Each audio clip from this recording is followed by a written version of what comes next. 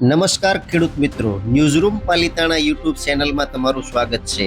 ગુજરાત સરકારે ખેડૂતો માટે એક યોજના બહાર પાડી છે, જેનું નામ છે કપાસ સહાય યોજના, જેમાં ખેડૂતોને 28,000 રૂપિયા કેટલા વીઘે મળશે અને વધુમાં વધુ કેટલા હેક્ટર સુધીની સહાય મળશે। આ તમામ વિગત હું તમને સરળ ભાષામાં સમજાવવાનું છું અને ચેનલમાં નવા છો તો પ્લીઝ ચેનલને સબસ્ક્રાઇબ કરવાનું ભૂલતા નહીં, જેથી કરીને આવી નવી માહિતી તમારા સુધી પહોંચતી રહે।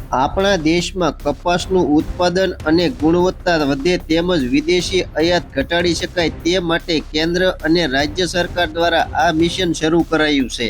આ યોજનાનો મુખ્ય હેતુ ખેડૂતોને જૂની પદ્ધતિ છોડીને નવી વૈજ્ઞાનિક ગાઢ વાવેતર પદ્ધતિ અપનાવવા પ્રોત્સાહિત કરવાનો છે, જેથી ખેતીનો ખર્ચ ઘટે અને નફો વધે। ગાઢ વાવેતર પદ્ધતિ SDS ટેકનોલોજી મુજબ આ પદ્ધતિમાં છોડ એકબીજાથી ખૂબ જ નજીક વાવવામાં આવે છે।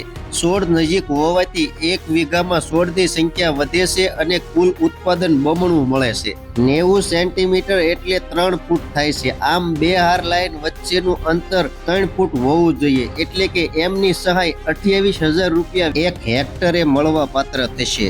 મધ્યમ અંતર પદ્ધતિ ICM મેનેજમેન્ટ, જે જમીનમાં સાવ નજીક વાવેતર અનુકૂળ ન હોય ત્યાં આ મધ્યમ અંતરની પદ્ધતિ અપનાવી શકાય છે। છોડને પૂરતો સૂર્યપ્રકાશ મળે અને રોગ જીવાત ઓછા આવે છે।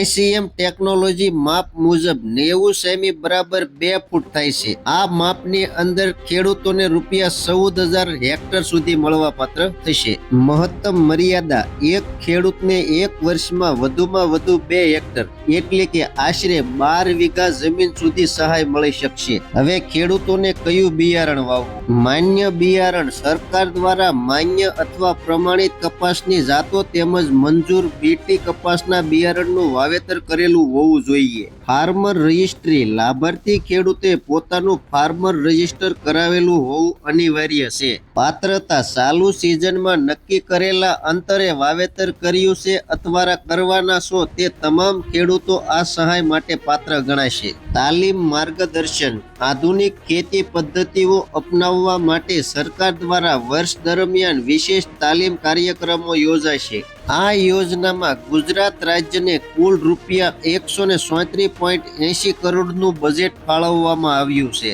આ યોજનામાં પ્રથમ તબક્કામાં રાજ્યના 21 જિલ્લાઓમાં 1 લાખ હેક્ટરથી વધુ વિસ્તારને આવરી લેવાનો લક્ષ્યાંક નક્કી કરવામાં આવ્યો છે।